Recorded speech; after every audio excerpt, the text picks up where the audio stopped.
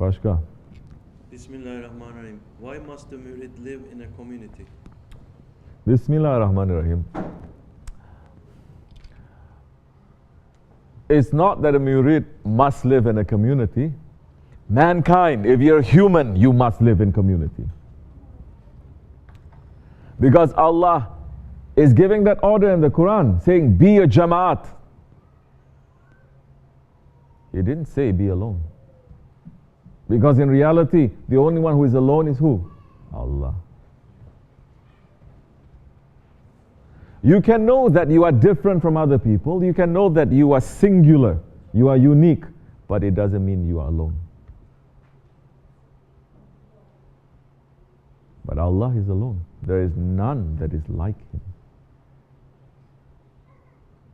So it's not the murid who must live in a community. Everyone must live in a community. Even modern psychologists, they understand people who don't live in a community, you are challenged mentally. It's not healthy. It doesn't mean living in a community 24 hours, you have to be with people, you have to hee hee ha ha, be nonsense with them. No, it doesn't mean that. There are times when you want to be by yourself. There are times you want to be with your family. There are times you want to be with close friends. There are times you have to be with everyone. But it is important because you don't have a community. If you're not in Jama'at, you will not discover yourself. You will not understand yourself. You will not see yourself. Because Holy Prophet ﷺ is saying what? The believer, he is a what? A mirror to another believer. A believer is a mirror to another believer. How are you going to know yourself if there is no mirror that is in front of you? If there is no physical mirror in front of you, your eye that can see everything and everywhere cannot even see itself. So it is important to have a mirror. It is important to have brothers around you, sisters around you. Yes, it goes up and down. Of course it is. Yes, you're not going to get along with everyone all the time. This is normal. This is human. You learn how to get along, even if you're not in agreement 24 hours. It's okay. But it doesn't mean that because you disagree, now you have to hate people. It doesn't mean because you disagree, now you have to go out and you have to make confusion. It doesn't mean that you disagree, now you have to go and you have to destroy. It doesn't mean that. Learn how to live like humans. Why are the Ottomans our role model? Why are we saying that we are Ottomans? Because the Ottomans is over 72 kingdoms. Different religions, different people, different nationality. They never try to make everyone to be one nationality because it's easier to control. They say keep your nationality, and everyone was getting along for hundreds of years. Jews, Christians, Muslims, Kurds, Turks, Arabs, Jews, they were able to sit down, eat together, work together, take care of each other's children, and live like humans. Because in reality, we are no different from each other. The difference is only when we are in this world. Our spirits, they are the same. So if you don't live in a community, you're always going to think that you are very, very, very, very special from everyone. And you have all the excuse. Like I said, I'm not saying that you have to be 24 hours to be with people. I'm a very private person. I value my privacy. But when my privacy becomes, for example, more important than to be with people and to help people, that is when it's going to be trouble. Because you have to see what is your work, what is your role in this community too. What is your work? What is your role? What is your job? For some people, it is to work. For some people, it's to make others laugh. For some people, it is to talk. For some people, it is to cook. For some people, it is to make trouble a little bit so that others will wake up. Correct?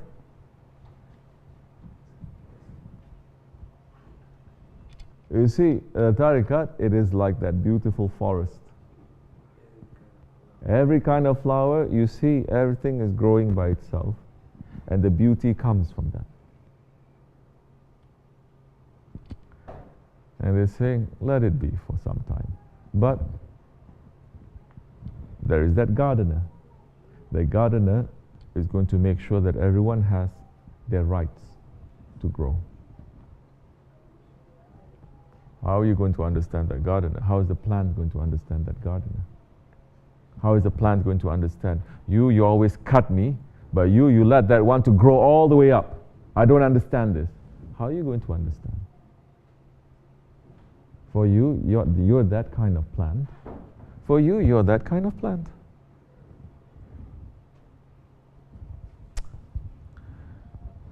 Inshallah, the prophets have been sent to their nations, and the prophets have always maintained close ties to their nation, and their nations is a Jamaat. We are created to be in Jamaat. If we live in Jamaat, for the murid now to come deeper into the Jamaat, not just to meet your friends or your families in these days, especially in this country, once in a blue moon for holidays to come, and then, hi, how are you?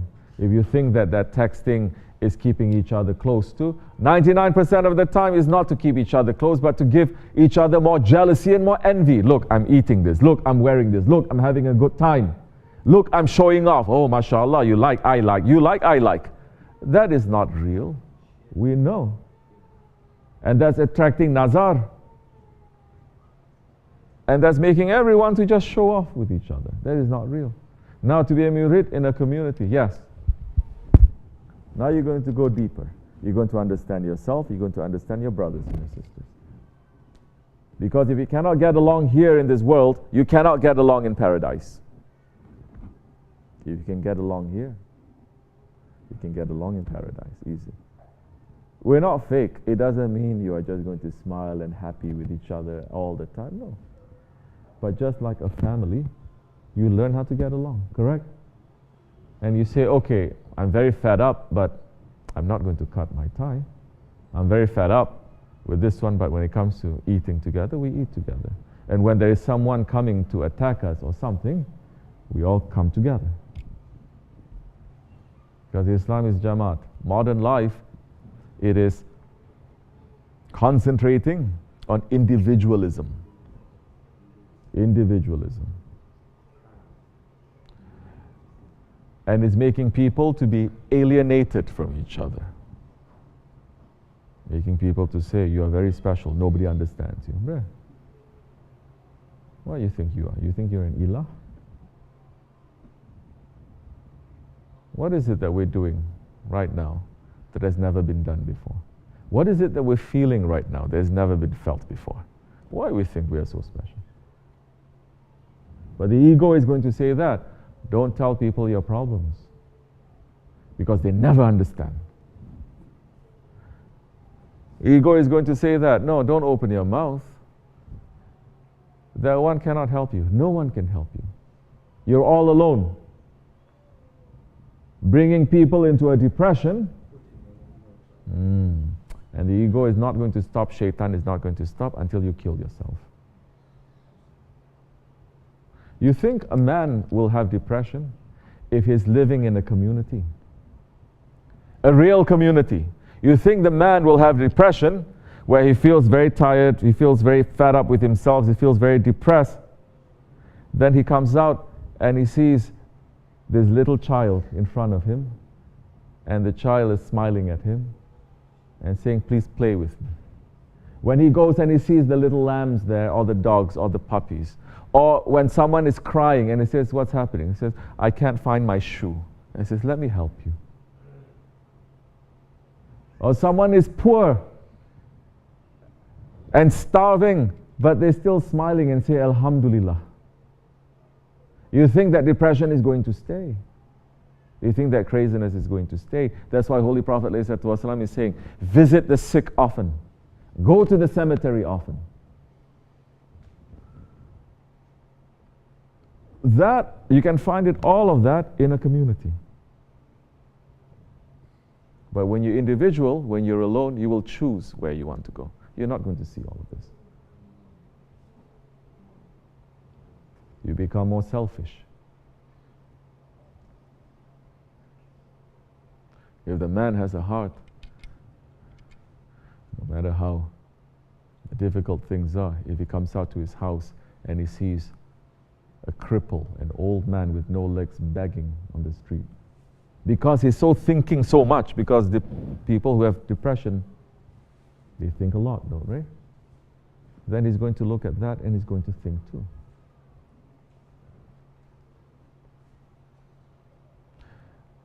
But when the reality of this world is not shown to people with that condition, when in reality people who have depression, everything is given to them. They have enough clothes, enough food, enough friends, enough fun, enough money. But there's something that is missing, because that is something that is coming from their spirit. It is coming from their soul.